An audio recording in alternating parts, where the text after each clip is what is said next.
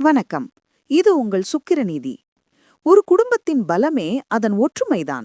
ஆனால் அதே குடும்பத்தில் குறிப்பாக உடன் பிறந்த சகோதரர்களுக்குள் ஏன் தீர்க்க முடியாத பகை உண்டாகிறது?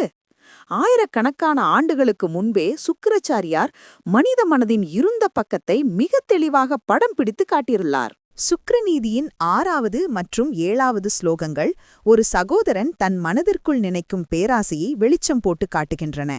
ஒருவன் தன் மனதில் இப்படி நினைக்கிறானாம், என் சகோதரன் இருந்தாலும் சரி இல்லாவிட்டாலும் சரி என் தன்னையின் சொத்துக்கள் அனைத்தும் எனக்கே சொந்தமாக வேண்டும். அது மட்டுமா, அவன் எனக்கு கட்டுப்பட்டு என் காலடியில் இருக்க வேண்டும்.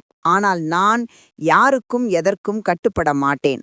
அவனை வீட்டை விட்டு துரத்திவிட்டு இந்த மொத்த செல்வத்தையும் நான் மட்டுமே அனுபவிக்க வேண்டும்.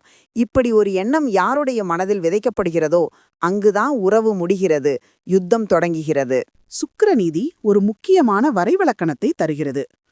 பரஸ்பரம், அதாவது இரண்டு சகோதரர்களும் இப்படி ஒருவரை ஒருவர் அழிக்க நினைத்தால் அவர்கள் சுவையிரினவ், அதாவது கொடிய எதிரிகள் என்று அழிக்கப்படுகிறார்கள். அதுவே ஒருவர் மட்டுமே வெறுப்பை கக்கிக் கொண்டு மற்றவர் அமைதியாக இருந்தால் அது ஏகத்தர, அதாவது ஒருதலை பட்சமான பகை எனப்படும். நண்பர்களே, சொத்துக்காகவும் சுயநலத்துக்காகவும் உடன்பிறந்தவனை எதிரியாக பார்ப்பது ஒரு குடும்பத்தை மட்டுமல்ல, பரம்பரையையே அழித்துவிடும்.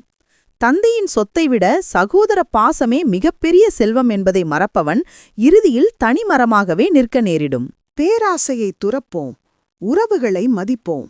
இது போன்ற வாழ்வியல் நெறிகளை தொடர்ந்து அறிந்து கொள்ள நம் சேனலோடு இணைந்திருங்கள். நன்றி.